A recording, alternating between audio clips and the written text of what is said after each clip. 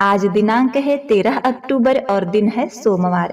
आज कार्तिक मास के कृष्ण पक्ष की सप्तमी तिथि है। सप्तमी तिथि आज दोपहर 12:24 पर समाप्त हो जाएगी और फिर अष्टमी तिथि प्रारंभ हो जाएगी।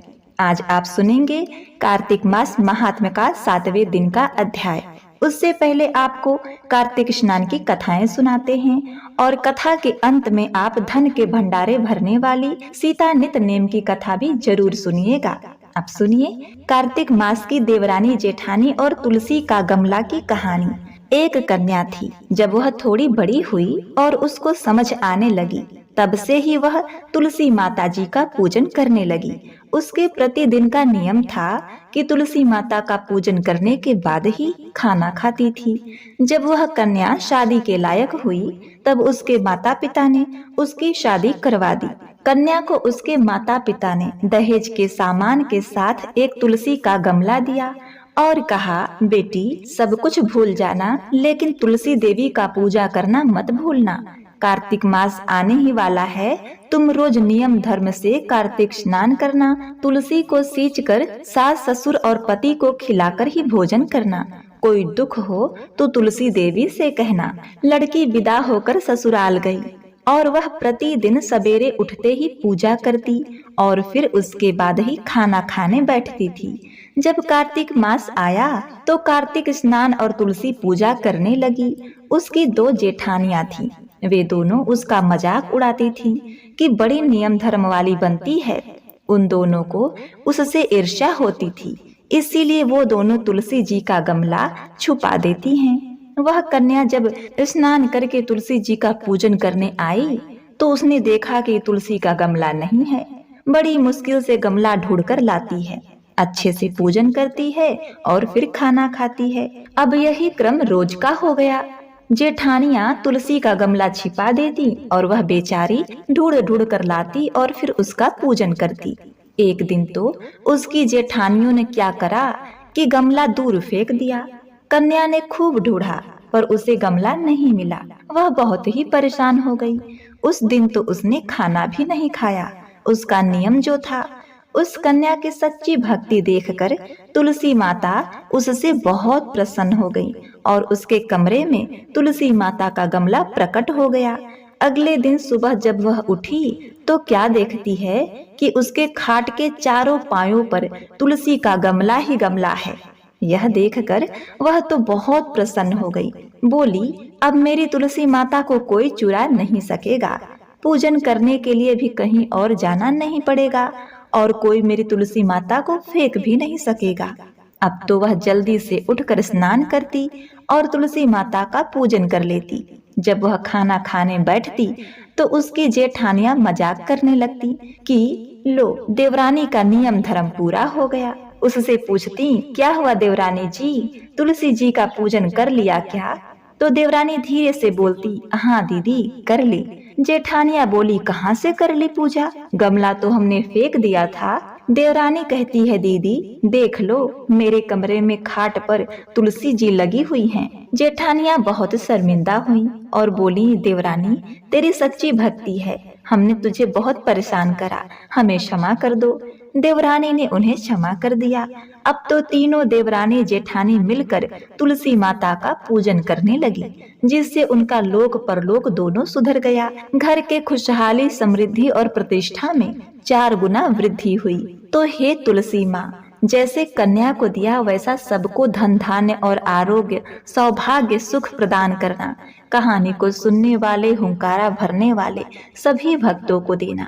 जय तुलसी माँ। थी 5 बेटियां विधि विधान से तुलसी शालिग्राम की पूजन करके कार्तिक अमर सुहाग की कथा सुनती थी। पूजा के समय चारों बेटियां दीपक जलाती तो पूजा पूर्ण होने तक जलता रहता, परंतु 5वीं बेटी का दीपक कहानी सुनने से पहले ही बुझ जाता था।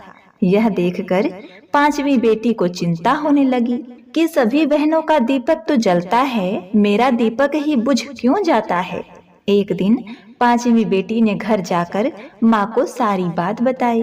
तब माँ ने कहा, बेटी इसमें चिंता की कोई बात नहीं, कल से तू दीपक में ज्यादा घी डालना और बाती को बड़ा रखना। बेटी ऐसा ही करने लगी। कुछ समय पश्चात ब्राह्मण ने 5 बेटियों का विवाह कर दिया। 4 बेटियों के घर में अन्न धन के भंडारे भरे थे, परंतु 5वीं बेटी की आर्थिक स्थिति थोड़ी कमजोर थी। उसका पति जंगल से लकड़ी काट कर लाकर घर चलाता था, परंतु इतना कुछ होने के बाद ही 5वीं बेटी संतोषी व बहुत ही समझदार थी। कभी किसी से शिकायत नहीं करती थी। विवाह के बाद भी कार्तिक मास में नियम निष्ठा से तुलसी शालिग्राम जी की पूजा करती, कार्तिक स्नान करती। एक दिन उसका पति कम लकड़ियां लेकर घर आया तो उसने पूछा, क्या हुआ, आज लकड़ी कम क्यों लाए हो? तो पति ने कहा, हे भाग्यवान, मेरी तबीयत खराब है, मुझे बुखार है। दूसरे दिन लड़की ने पति से कहा, आज आपकी तबीयत ठीक नहीं है, आज मैं भी आपके साथ चलूंगी। तो उसने सास ससुर से आज्ञा लेकर पति के साथ जंगल में चली गई। जंगल में पति की तबीयत खराब हो गई और पति की मृत्यु हो गई। जंगल में अकेली वह बेचारी मदद के लिए पुकारने लगी। पति का सिर गोद में रखकर विलाप करने लगी। रोते रोते श्री कृष्ण भगवान को पुकारने लगी कि हे कान्हा जी, शालिग्राम तुलसी मैया, मैंने सदैव आपका पूजन किया है, आपका ध्यान वंदन किया है, प्रतिदिन आपको सींचा है और प्रतिदिन दीपदान किया है। आपके सिवा मेरा कोई नहीं है। मैं घर जाकर अपने बूढ़े सास ससुर को क्या कहूँगी? लड़की का विलाप और सच्ची भक्ति देखकर माँ तुलसी ने भगवान श्री कृष्ण से कहा, हे प्रभु, इस निर्जन वन में हमें कौन पुकार रहा है? हमें उसकी रक्षा करनी चाहिए। अब श्री कृष्ण भगवान लड़की के सामने प्रकट होकर पूछने लगे, क्या हुआ, तुम क्यों रो रही हो? तब लड़की ने सारी बात बताई और भगवान श्री कृष्ण के चरण पकड़ लिए और विनती करने लगी। उसकी पूजा भक्ति से प्रसन्न होकर भगवान ने एक तुलसी का पत्ता उसके पति के सर पर रखा और वह स्वस्थ होकर उठ बैठा। उसके पति को जीवन दान मिला और फिर भगवान ने उसे आशीर्वाद दिया कि जो कोई भी कुंवारी या सुहागन स्त्री श्रद्धा भक्ति से कार्तिक स्नान करेगी और तुलसी को सींचकर तुलसी अमर सुहाग की कथा सुनेगी, वह सदैव अखंड सौभाग्यवती रहेगी। उसके सुख संपत्ति अन्न धन के भंडार सदैव भरे रहेंगे। इतना कहकर भगवान अंतर ध्यान हो गए और वह भगवान को नमस्कार करते हुए खुशी खुशी अपने पति के साथ घर चली आई। घर आकर उसने देखा कि उसके मिट्टी के कच्चे मकान की जगह बहुत बड़ा महल खड़ा है और उसके सास ससुर सोने चांदी से लदे हुए हैं। यह देखकर लड़की बहुत प्रसन्न हुई और अपने पति सास ससुर के साथ आनंद पूर्वक रहने लगी। हे कान्हा जी, हे तुलसी मैया, जैसे आपने लड़की पर कृपा की वैसे ही कृपा सभी पर करना। कहानी को सुनने वाले और कार्तिक स्नान करने दीप दान करने वाले अपने सभी भक्तों का कल्याण करना। प्रेम से बोलिए श्री तुलसी शालिग्राम भगवान की जय।